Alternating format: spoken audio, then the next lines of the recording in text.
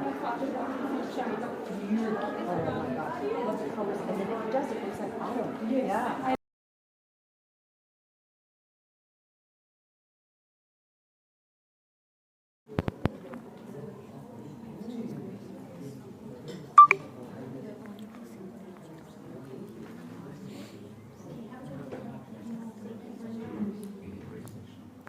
In a way, because it makes students think on a lot of different lines, perfect vocabulary in Urdu that you want to use, you can absolutely do that as well. Okay, here are the possible topics.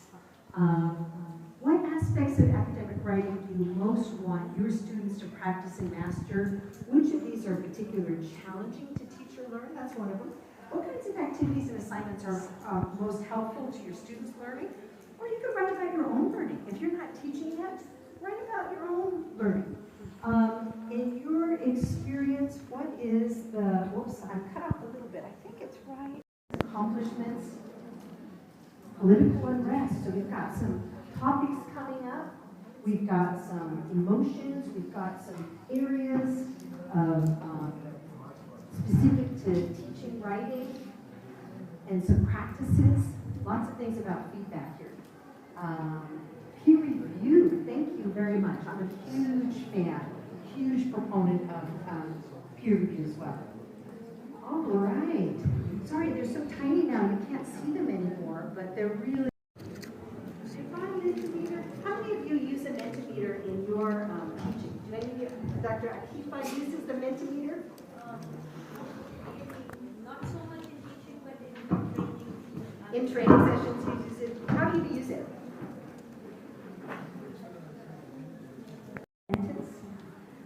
Explanation as needed for your audience. And your audience today are fellow teachers or teachers in training, future teachers. So us here. And then we always like specific examples that illustrate your point. So trying to bring in some specificity as well. And I think, and we'll leave a little bit of time to proofread for academic style, clarity, and grammatical accuracy. Now this is not a writing test, and after you write this, we're going to hold on to it and do a few more things with it later today. I don't want you to stress out about it, but it's needed like a writing sample from everybody to do some of the activities we're going to do later.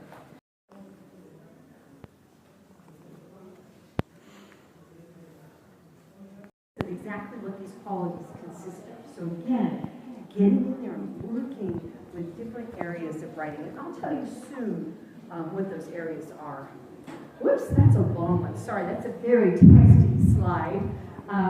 So with my advanced writers, they are already in specific fields, working in specific genres, and so they need to find articles that serve as models for them, so that when we are talking about different aspects of good writing, they can go into the journals from their field and see exactly how they're being done in those fields. I'm not an expert in every field. I can't tell the computer scientists their conclusions. I can't tell the biologists, what the best way to cite sources is. I'm learning a lot of that stuff because I work with them, but they have to take responsibility for really noticing how it's done in their field. Oh, there's my practice peer review, self-review, and editing. So there's the process going on there. The product is nice at the very end, but in my classes, we're all about the process. And a lot of it is pretty good. And it's our job as users of AI to analyze and be ready to critique. So in one of my sessions last week at, it was NUST, I think it was at NUST, one of the participants wants his students to be in the driver's seat. When they're using AI, ChatGPT, the students need to have the confidence to decide when ChatGPT is giving good advice and when it's giving bad advice. Not just follow everything. So the student is in the driver's seat, not AI. Even though AI is very bossy and thinks it knows everything, we have to kind of fight that. Just with language learning. So I went really broad. I just did language learning. It came up, it likes the number of 10. It came up with 10 different ways, a lot of different skill areas. Today we're talking about writing, so we'll just focus on writing. So in the writing part, it said, this is from ChatGPT. Ask ChatGPT for writing prompts in your target language. Write a paragraph or two in response, and it can provide constructive feedback. So it says use it like a writing tutor, and let it suggest some prompts, and then give it your writing and get some feedback on that. It also says correct and explain. So submit a piece of writing and ChatGPT will correct errors and explain why certain changes were made. That's what I was doing recently with the letter of recommendation for a student. And it had some really good points that I actually took. Not all of it, but some of it's like, ooh, that is a better word, or that. But then ChatGPT decided that paragraph, I think it wanted me to write about extracurricular activities of the student. It decided that was the next paragraph. So it had a nice topic sentence and a good example, but then it added a curricular example, and then a little bit later it added an adjective that I was not true about the student. So it was so focused on writing a good letter of recommendation, it forced things into a paragraph that didn't belong, and then it added an extra adjective to just ask ChatGPT to guide you in forming sentences and organizing ideas. So kind of coming in there to help you do an overall organization if you're writing a longer paper. Where do things go? So tell the people at your table, what do you think about ChatGPT's advice? Do I have something else? Nope, gotta come back. Is it useful? Is it helpful? Is it ethical? Like, what do you think? Is ChatGPT giving good advice? So in a moment, we're going to do something with this. It says, oh yes, this is very confident. It can be a powerful tool for teaching advanced academic writing by providing targeted, personalized feedback, resources, and support. Here are some ways it can assist. Now I'm seeing here, one of the complaints that came up earlier is that students are not getting enough feedback from their instructors, or they don't know how to apply the feedback. ChatGPT loves to give feedback, and I think is a way, especially for busy teachers who've got a lot of students and not enough time to really give the feedback, it can be employed either by the teacher themselves, but I think more helpful. So here are the 9 things, and again, personalized feedback, support for developing arguments, academic vocabulary building, analyzing research papers, teaching citation and style guidelines, generating writing prompts and practice, error diagnosis and editing skills, peer review support, and finally, customizing feedback for disciplinary needs. So I am seeing, with a few of these, things that came up in our earlier conversation of challenges of teaching academic writing. So ChatGPT is in there saying, I can help with these things. So I like to dig deeper in these. And so with your team, with your table, okay? So you're already in teams, you've got your table. You are going to be in charge of the experts on one of those pieces of advice. So just have the 9 there. Your table will take on one of them. And I'm going to ask you to look at ChatGPT's advice and suggestions and examples. Are they logical? Are they ethical? Do they support good teaching in terms of your philosophy and your principles of teaching and learning outcomes for your classes, okay? Would the suggestions work for your classes? How might you adapt them to meet the needs of your students? I did not put in my prompt, university students in Pakistan or anything like that. I didn't put it in there. If possible, explore any tools suggested. So it's probably going to suggest some tools. If it's feasible,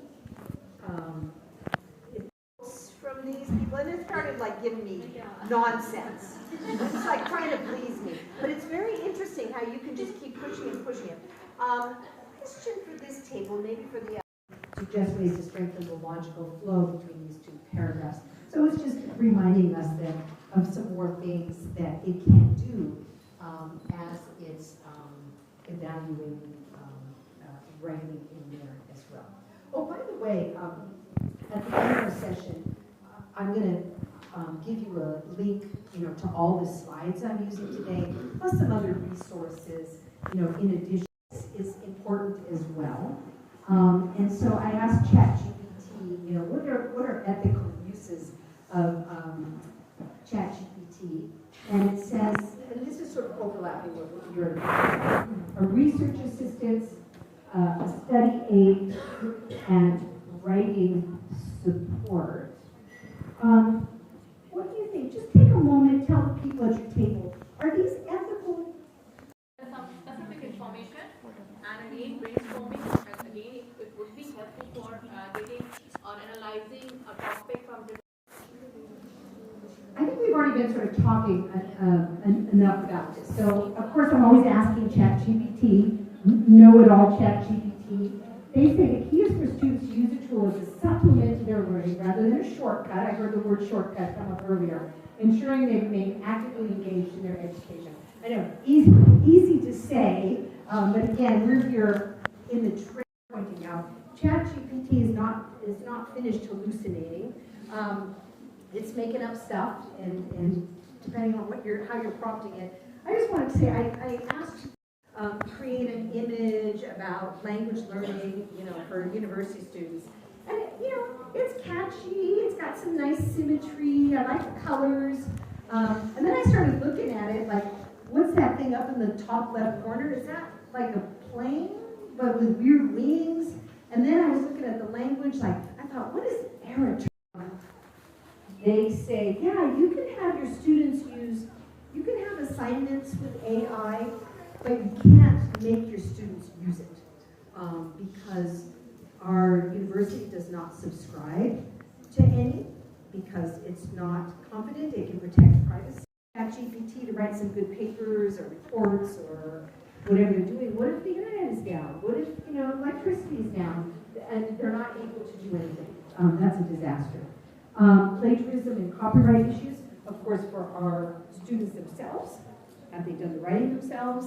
And then also, the AI tools are stealing all kinds of materials as they're scraping things and then spitting it out. So a lot of ethical issues with the companies themselves. Do all students have equal access?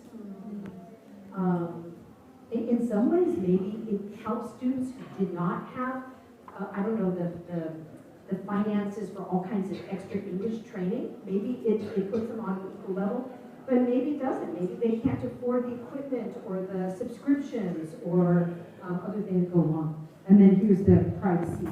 Taking it. Be careful.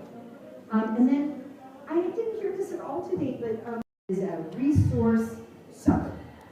More so than any of the other technology we've been talking about. It needs so much space and energy to function. So, for example, X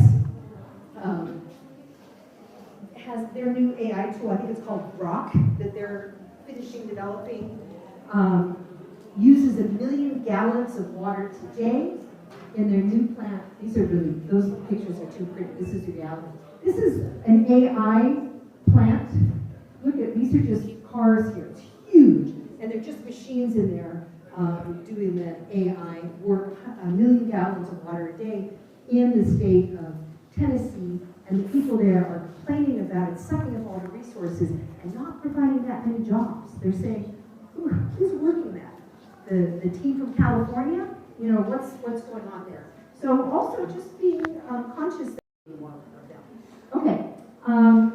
Here's somebody who has hated AI and what it's done to his students. He's a political science professor at a university in New York. He said the end of the take-home essay, how ChatGPT changed plans for the fall. He thinks that writing is thinking, and that's where the work comes from. He worries that students are not being forced to write.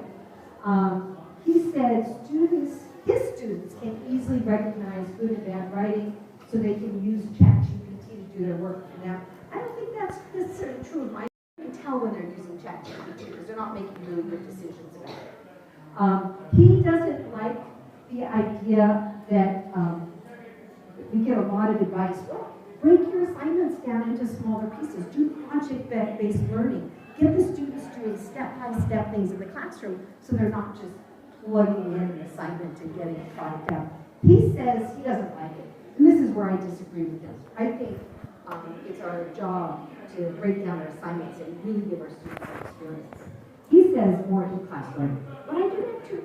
I make sure that in my classes, students do have an opportunity to do some actual writing in class so they're not 100% dependent. But a lot of